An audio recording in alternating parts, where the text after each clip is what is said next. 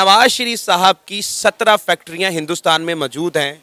जो मोदी सरकार के बाद उसमें तेजी आई थी। हिंदुस्तान एक ग्लोबल है, पाकिस्तान अभी ग्लोबलाइज नहीं है। पाकिस्तान ने अगर चलना है तो अपनी इंपोर्ट बढ़ाए। वो अगर हिंदुस्तान के साथ मुआहदा ना भी करे ना, सही है, क्योंकि इस वक्त पाकिस्तान का सबसे बड़ा अलाई जो है वो इस वक्त चाइना है। मोहम्मद बिन सलमान पाकिस्तान के काफ़ी करीबी दोस्त भी हैं और हर मुश्किल वक्त में उन्होंने भीख भी दी है पाकिस्तान को। तो आगे इंशाल्लाह दुआ है कि वो आगे भी देंगे। बाकी जहाँ तक आपने कश्मीर के इंसिडेंट्स की बात की, देखिए कश्मीर का सिर्फ मुद्दा नहीं है, गिलगित का भी मुद्दा है।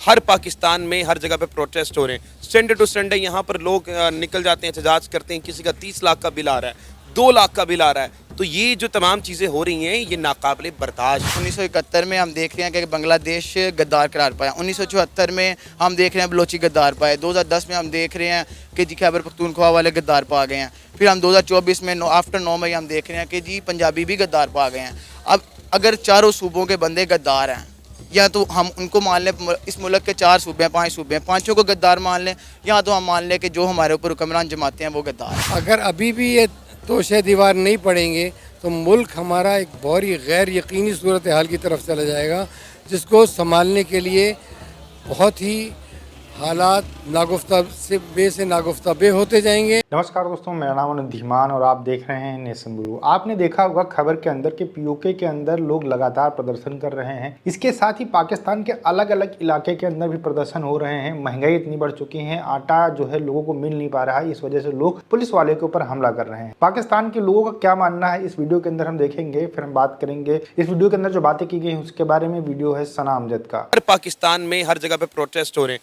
संडे टू संडे यहाँ पर लोग निकल जाते हैं, एहतजाज करते हैं। किसी का 30 लाख का बिल आ रहा है, 2 लाख का बिल आ रहा है। तो ये जो तमाम चीज़ें हो रही हैं ये नाकाबिले बर्दाश्त हैं, नाकाबिले तस्कीन बात है। कश्मीर में इस वक्त 3 मुद्दों पर तमाम लोग प्रोटेस्ट कर रहे हैं। पहला मुद्दा है रोटी, दूसरा मुद्दा है कपड़े और तीसरा कपड़ा है मकान।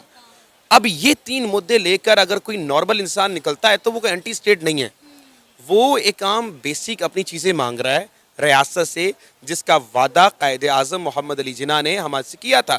तो ये कोई एंटी स्टेट वाली बात नहीं है और इससे तो मेरा नहीं ख्याल कि दौरा मंसूख किया जा सकता था।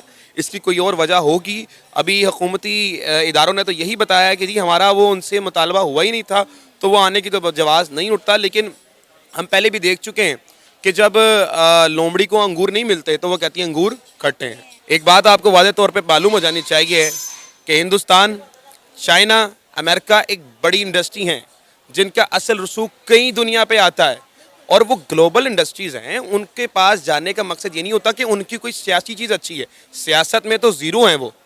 अगर आप ये देखें तो आपके सामने उनका एक वज़ीर आला सीएम को किस तरह से घसीटते हुए लेके जाया गया, क्या वो सही नहीं था? एक वही बंदा था, मेरे ख्याल से हमारे इंडियन यूट्यूबर्स भाई यहाँ पर बात कर दीजिए, इंडिया में वो जो है ना बिल फ्री हो गए, ज़रा डिटेल में जाएं और बताएं वो बिल फ्री किसने किए थे? मोदी ने किए थे। आवाम का जो अवामी पार्टी है ना, केजरीवाल, उन्होंने किए थे। दूसरी बात ये है कि वहाँ पर सियासी इस्तेकाम की वजह से मोहम्मद बिन सलमान ने इतनी बड़ी इन्वेस्टमेंट नहीं की। मोहम्मद बिन सलमान को अपना मुफाद वहाँ पर दिख रहा है, इसलिए वो वहाँ पर जा रहे हैं। ग्लोबलाइज चीज़ है भाई। मुझे एक बात का जवाब देखें, अभी इस वक्त मोदी की पार्टी के अंदर जो उन्होंने अलायंस किया था मेरे ख्याल से हरियाणा के अंदर, वहाँ पर जो इंसान का स्कैंडल निकला है, क्या उस चीज़ का मोदी सरकार जवाब देंगे? मोदी ने जो हरकतें बॉन्ड्स में की हैं वो उसका जवाब देंगे? आज तक तारीख में मेरा नहीं ख्याल कि नवाज शरीफ को ही मोदी ने पीछे छोड़ दिया है, जरदारी को ही पीछे छोड़ दिया है। खुद दुनिया के सबसे ज़्यादा करप्ट इंसान बन चुके हैं।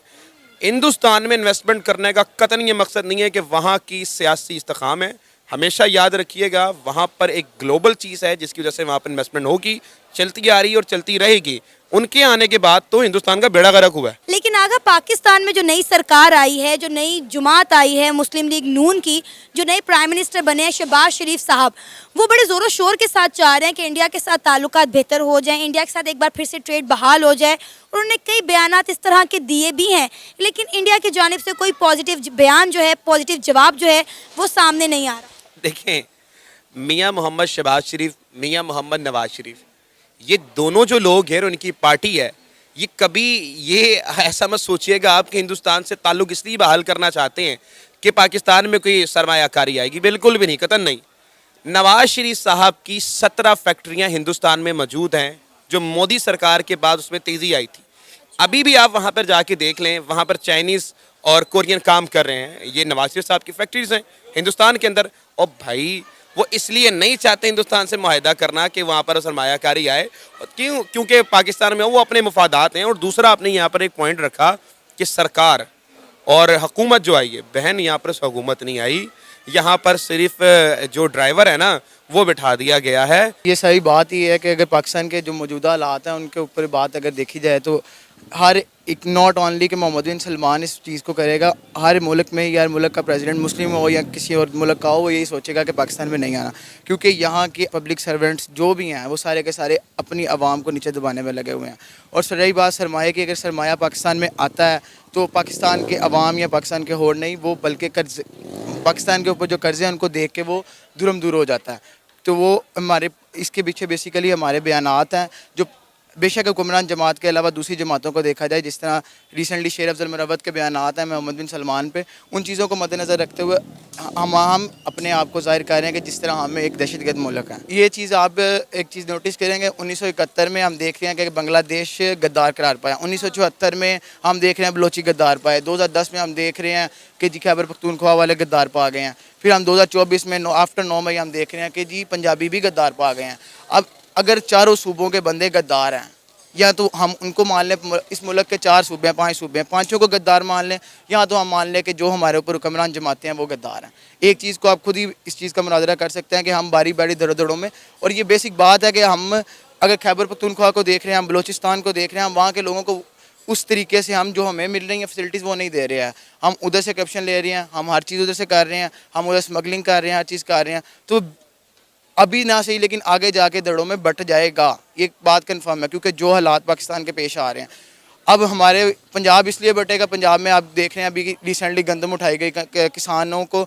यार आप देखें पिछली दफ़ा जो हम देख रहे हैं 4500 5000 को हम गंदम इम्पोर्ट कर रहे हैं, वही हम पाकिस्तान की ओवरऑल पूरे दुनिया में पंजाब की जो गंदम है वो नंबर 1 पे है। उस जैसी गंदम आज तक कोई प्रोडक्शन हुई नहीं आज तक दुनिया में। हम वो गंदम 2800 रुपये में खरीद रहे हैं। मैं खुद एक किसान का बेटा हूँ, मुझे पता है इस चीज़ों का, ठीक है। 2800 रुपये में हम वो गंदम खरीद रही है हमसे आवाम, ठीक है, गवर्नमेंट हमसे खरीद रही है। वही गंदम जो बाहर से आई है, जो गली सड़ी गंदम है, जो जिसको कीड़े लगे हुए हैं, जो इंसान के खाने के काबिल नहीं है, कि इंसान अगर बीमारी की हालत में हो या बहुत फाकों की हालत में भी वो गंदम ना खाए, वो गंदम हम 5000 5500 को खरीदने हैं। यही तो बात है कि किसान इस चीज़ पे एहतजाज पे, अगर किसान अपने हक के लिए आवाज़ उठा रहे हैं तो वो जेलों में जा रहे हैं। देखिए, पाकिस्तान के अंदर जाहिलों की कमी नहीं है। पाकिस्तान के जो लोग हैं वो बिना लॉजिक वाली बातें करते हैं। जैसे पहले वाला बंदा बात कर रहा था कि मोदी कुछ नहीं कर रहे हैं, ऐसे ही इन्वेस्टमेंट आ जा रहा है, ऐसे ही भारत तरक्की कर रहा है और पूरी दुनिया के अंदर सबसे भ्रष्ट नेता मोदी बन चुके हैं। अब इन सब कुछ होते हुए भी मोदी भारत को आगे लेकर जा रहे हैं, लेकिन पाकिस्तान के नेता जो करप्ट हैं, और इनके अकॉर्डिंग जो पाकिस्तान के नेता हैं जो मोदी से कम करप्ट हैं, मतलब ईमानदार हैं, जाहिर सी बात है, और वो क्या कर रहे हैं कि पूरे पाकिस्तान को डुबो दे रहे हैं, पूरी दुनिया के अंदर भीख मांग रहे हैं और पूरी दुनिया के अंदर पाकिस्तान की बदनामी करा रहे हैं। पाकिस्तान के अंदर सिक्योरिटी नाम की कोई चीज नहीं है, और ये बात बिल्कुल सही है जैसा कि लास्ट वाला लड़का बोल रहा था, सिर्फ पीओके की बात नहीं है। 1971 में यही सारी चीजें आपको देखने को मिली थी जब बांग्लादेश इनसे अलग हुआ था। बलूचिस्तान के अंदर लगातार वहां पर लोग मांग करते रहते हैं कि हमें पाकिस्तान के साथ नहीं रहना है। इसके अलावा आप देख लीजिए पीओके के अंदर अब डिमांड उठने लगे कि हमें पाकिस्तान से आजादी चाहिए। सिंध के अंदर जो है चीजें नहीं मिल पा रही हैं। ओवरऑल पाकिस्तान के जो नेता हैं वो इतने करप्ट हो चुके हैं, चीजों को मैनेज नहीं कर पा रहे हैं, और आर्मी क्या कर रही है, मलाई काटने में लगी हुई है। उससे लोगों से कोई फर्क नहीं पड़ता है, लोग चाहे मर जाएं चाहे जिंदा रहें, उनसे कोई उनको फर्क नहीं पड़ने वाला है। और उसका जीता जागता सबसे बड़ा एग्जाम्पल यह है कि पाकिस्तान के सारे लोग चाहते हैं कि इमरान खान को प्रधानमंत्री बनाया जाए, लेकिन इमरान खान को इस समय आर्मी ने जेल में डालकर रखा हुआ है। इससे अब अंदाजा लगा लीजिए कि पाकिस्तान की आर्मी जो है पाकिस्तान के लिए कितनी हितैषी है। ओवरऑल जो इसमें बातें की जा रही थी इलेक्टोरल बॉन्ड को लेकर 6000 करोड़ रुपए का ये घोटाला है, और इसको लेकर बताया जा रहा है कि पूरी दुनिया के अंदर सबसे भ्रष्ट नेता मोदी हो चुके हैं। हरियाणा की जो बात की जा रही थी लॉजिकल बात है, उसमें कोई फिगर एंड फैक्ट नहीं है। पाकिस्तान के जब जाहिल लोग बात करते हैं तो फैक्ट को लेकर बात करना बिल्कुल भी पसंद नहीं करते हैं। हवा यानी बातें करते हैं, इनके चाहे नेता हो, चाहे इनके आर्मी पर्सन हो, चाहे ये लोग हों। ओवरऑल पाकिस्तान के अंदर जो सिनेरियो बन रहा है, अगर आटा नहीं मिलेगा लोगों को तो फिर लोग रोड पर आएंगे और आर्मी को भी मारेंगे, पुलिस को भी मारेंगे और नेताओं को भी मारेंगे, और हो सकता है पाकिस्तान के 4 टुकड़े हो जाएं। वीडियो कैसा लगा हमें कमेंट सेक्शन में जरूर बताइएगा। मिलते हैं नए वीडियो के साथ। नमस्कार, धन्यवाद, जय हिंद, जय भारत।